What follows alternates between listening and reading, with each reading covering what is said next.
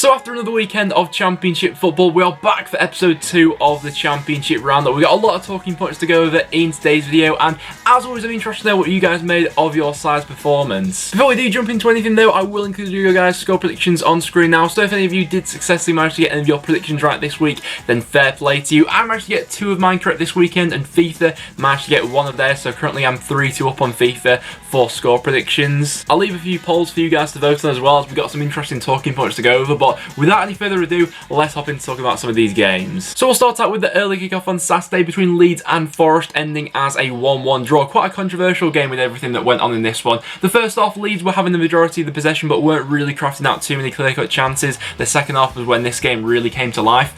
Patrick Bamford is an interesting player to talk about because for this game, I mean, he was getting in some really good positions. He hit the crossbar in the second half. He had a good chance when he was sent through on goal, tried to dink the ball over Muric, but that one just went wide. He's just missing that sort of final touch at the moment, and I mean, I'm interested to see how Eddie Nketiah gets on when he comes into the side, because at the moment, I'm not sure if Bamford's going to be the person to lead them to promotion. Pablo Hernandez made no mistake though when he was slipped through on goal by Click. An excellent finish from him to make Leeds go 1-0 in front, and a couple instances we were seeing, you know, some sort of similar characteristics from Leeds last season where they were having a lot of chances, a lot of possession, but they couldn't quite kill off the game. That happened in this game, and then when Nottingham Forest had a corner, the ball was swung in. A little bit of poor defending, they allowed the ball to bounce twice inside the 6-yard box, and Lewis Grabban got the final touch net to make it 1-1. After that, there was a bit more controversy. Leeds probably should have had a penalty towards the end of the game for a foul on Dallas, but you know, even saying that, probably before that, a couple of other decisions did go Leeds' way. So an interesting one to talk about. I want to get some Leeds fans and Forest fans' perspectives in the comments down below. A decent point for Forest, all things considered. Leeds will be frustrated that they couldn't kill this game off. Birmingham against Bristol City also ended as a 1-1 draw. A fairly open game of football. Both sides were creating chances. Quite a few debutants playing in there for Birmingham. Their midfield especially looking really good.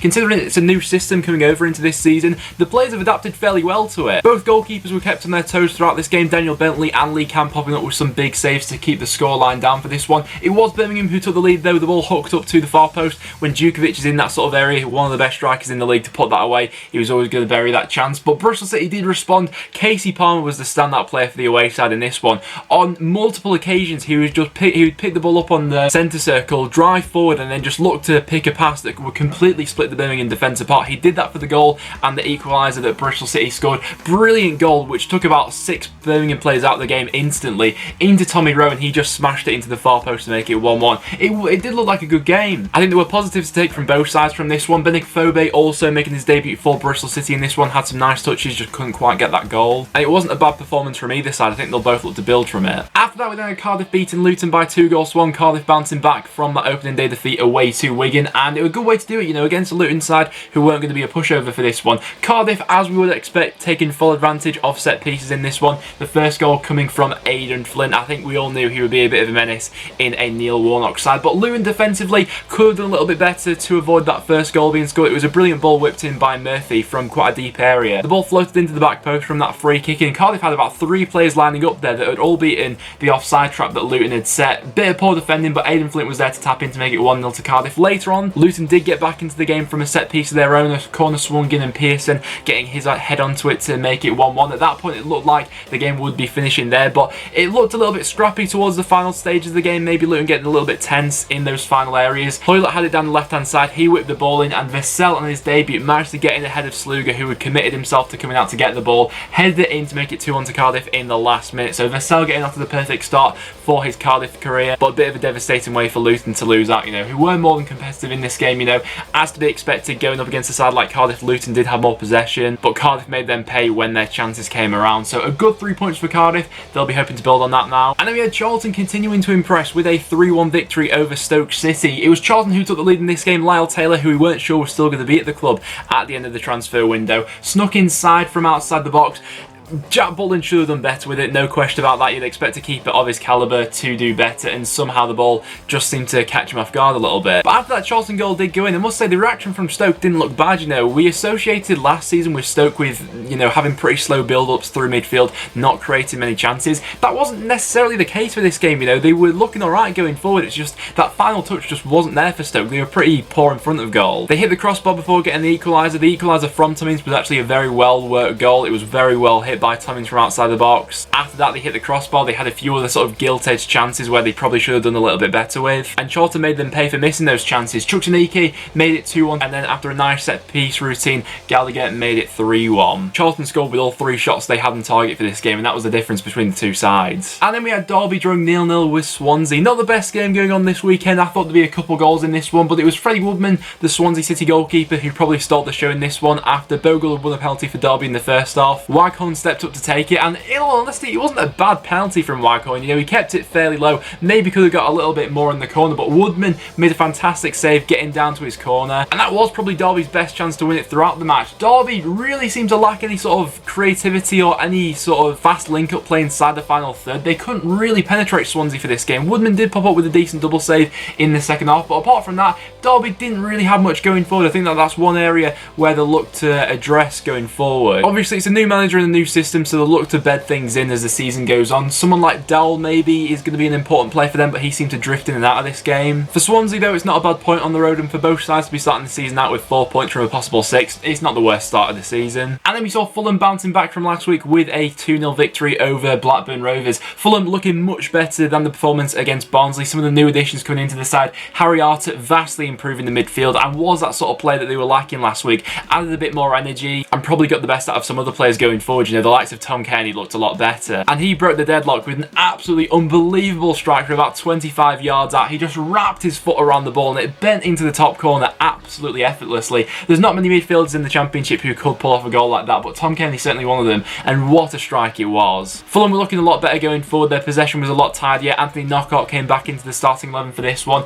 He had a couple of chances. Blackburn did threaten a couple of times, and maybe on another occasion they could have got something. You know, Adam Armstrong had a chance that just flashed wide. Gallagher had a header that just went wide, but it wasn't to be their day going forward. After some nice work from Joe Bryan down the left-hand side, he squared the ball into Mitrovic, and he was there for a tap-in to make it 2-0 to Fulham. And in the end, that was enough to wrap up all 3 points. So a much better display from Fulham than what we saw in the opening weekend. I think that if we see that from now until the end of the season, top 6 shouldn't really be an issue for them. Blackburn haven't got off to the best start so far this season. They're one of 3 clubs who are yet to pick up a point, and they'll be looking to put that right next week against Middlesbrough. Hull against Reading really looked like a game of 2 halves, and quite similar to Hull's first outing against Swansea actually. In the first half they were absolutely brilliant, but faded going into the second half. Hull took the lead after just 6 minutes after some nice work from Grosicki down the left hand side. He had a shot which came in and hit the post. Virginia, the Reading goalkeeper, I'm not quite sure what he was trying to do, but the ball came off the post and then Bowen had a tap in. Once again looked a little bit shaky as he did in the opening weekend. It'll be interesting to see if Raphael's brought in for next week. After that, in the 16th minute, Jackson Irvine has a free header inside the 6-yard box, and if you know anyone's going to have a free header and is going to bury it, it's going to be Jackson Irvine. That made it 2-0 to Hull. Reading were just looking really sloppy in that first half, nothing much to shout about. But in the second half, the game was completely flipped on its head. Reading were looking a lot better going forward. They were pressing in midfield, breaking quick on the counter-attack, and the goal that they equalised with, absolutely fantastically taken. They won the ball back well in midfield, got the ball into Lucas Jow, and Lucas Jow is someone who looks really good with both feet. He took the ball brilliantly down on his right foot, cut inside, and then smashed it home with his left. I think that he will be someone who will be very effective for Reading throughout the season. They continue to push for that equaliser throughout the second half as Hull had looked to fade a little bit. They weren't really offering much going forward, but they did manage to hold out for all 3 points, and we probably saw both sides of each team for that game. After that, we had Brentford beating Borough by 1-0. Once again, though, a game of 2 halves. For the first half, Middlesbrough were unlucky not to be 2 or 3 goals up at half-time. They had 2 goals disallowed, but the overall performance was absolutely excellent from Borough. You know, Brentford, I think, were riding their luck a couple of times. They were trying to play out from the back. Borough were really intent on pressing them. They'd win the ball in good areas and look to go at Brentford instantly. They just couldn't quite get anything over the line. Obviously, having the 2 goals disallowed, Sombolonga hit the post, but they were creating chances. There was loads of energy in the midfield, and it was a good 45 minutes from the home side. That intensity just couldn't quite be matched in the second half, and for whatever reason, they dropped off a little bit. Brentford then grew into the game as the second half went on. Sergi Canos looked to be someone who was a real live wire for them, and he brilliantly set up the winner for Ollie Watkins. He absolutely rinsed the Middlesbrough defence. I think it was Shotton and Ayala who he absolutely left for dead. Brought the ball across goal into Watkins, who had a tap in at the far post, and in the end that was enough to beat Borough. So a good 3 points from Brentford on the road. Despite Borough walking away with nothing, though, there were a lot of positives to take from that first half. And then we had North End beating Wigan by 3-0. Now, I wasn't particularly confident going into this game after our first showing against Millwall, but we were much improved for this game, and credit to Alex Neil. You know, he took a risk with the lineup. When I first saw it, I wasn't sure. Brought a couple people into the starting 11 who hadn't particularly had a great pre-season, the likes of Louis Malt, Daniel Johnson. He persisted with Shawnee Maguire, but all of that paid off off for Preston in this game, and we looked absolutely fantastic. The first goal coming from Maguire, when Wigan are allowing the smallest player on the pitch to win a header and score, things aren't looking great for you. In fairness, at 1-0, the game was still in the balance, and Wigan did have some decent chances to get back into the game. Declan Rudd was forced into a couple of quite acrobatical saves, which on another day, if Wigan get that goal, then, you know, it completely changes the dynamic of the game. But it was North End who got the second of the game. A fantastic ball in from the left-hand side from Daniel Johnson. Pinpoint accuracy into Louis Moult. He was there with a diving header to make it 2-0 to North End, and Louis Moult led the line absolutely superbly for Preston in this game. People have been saying for a while now that Maguire's not quite cut out to be a lone striker. I think I agree with that opinion, but with Moult leading the line, he had some fantastic touches and he actually got the best out of Maguire. But the third goal was definitely the pick of the bunch. Absolutely superb. The free kick from Paul Gallagher, picks out the top corner effortlessly, and I mean, where I was sat in the ground, I was right behind it. It just bent in fantastically. The keeper had absolutely no chance with it, and that's what Paul Gallagher does. I think that Wigan's biggest mistake from this game was not pressing our midfield. What Millwall did compared to what Wigan didn't do in this game was they allowed Ben Pearson and Paul Gallagher to have an absolute eternity on the ball, and those two completely dictated play for 90 minutes of this game. There was no real intensity from Wigan in midfield, and then that allowed us to get the ball into wide areas and to really hurt Wigan cutting inside. I think that Wigan need a different sort of game plan going into their away games. You know, they suffered last season with their away form, and that was on show once again for this game. And another player who stood out for Preston, Billy Bowden, absolutely unbelievable for this game, so skillful. I'm hoping he can stay fit for a full season because he looked absolutely fantastic in this game. QPR against Huddersfield finished as a 1-1 draw. We've seen Huddersfield twice now in the Championship, and I'm still not sure what I make of them. I'm not sure how they're going to go on to do this season. Both goals that have been scored for Huddersfield so far this season have both been penalties scored by Carlin Grant. He opened the scoring in the second half after Kachunga was bundled over. Huddersfield defensively looked to be fairly well set up for this game. QPR were struggling at times to break them down. One player who I am excited about from QPR as to watching this season is Brightasai Samuel. He was having a few flashes for this game, looking to create something, and eventually the QPR equaliser did come in the form of Grant Hall. The ball hooked into the far post, and his header going back across goal was enough to seal a point for QPR. Not a bad performance from any stretch from QPR. From Huddersfield, I'd still like to see a little bit more of them throughout the season. From open play, I'm not quite convinced how much creativity they've got in that side. And then we had Sheff Wednesday beating Barnsley by 2-0. Wednesday making a really good start to the season so far,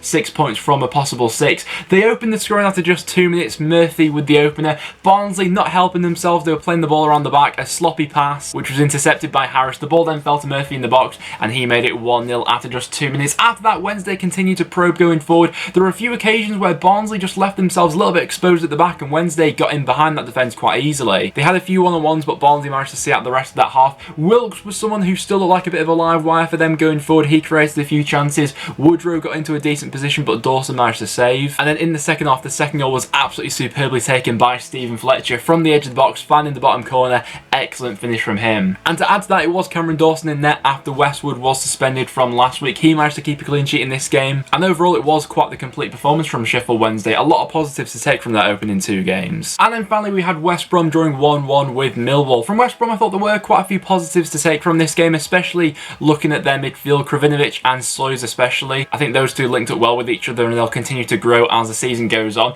It's just a couple of areas where West Brom probably need to look into for the remainder of this season. Zahore had some fantastic chances in this one particular one which was saved by Bilkowski's feet. I think Zahore is sort of a confident striker that if he does get one goal, then maybe they'll start to roll on from there. West Brom did take the lead though. Matty Phillips putting the ball into the box. Kyle Bartley getting his head onto it. I think in the end it went down as a Pearce own goal, but Millwall brought it back in the second half. Matt Smith bagging his first goal for the away side. It wasn't the worst performance in the world from West Brom, but I thought they'd have been disappointed not to kill the game off when they did go 1-0 up. Millwall have proven themselves to be quite tricky customers already this season with 4 points from 6. But guys, they have it. There were all the games that went on this weekend, so let me know in the comments down below what you made of your team's performance. In terms of my result of the weekend, I think that this time I'm going to give it to Charlton for their 3-1 home victory over Stoke. Fantastic way for them to start the season at the Valley. And then for my goal of the weekend, a few contenders for this one. For me personally, it has to go to Paul Gallagher. From where I was sat in the stadium, I was directly behind it, and I just saw the ball curl into the top corner. It was absolutely fantastic from Gallagher.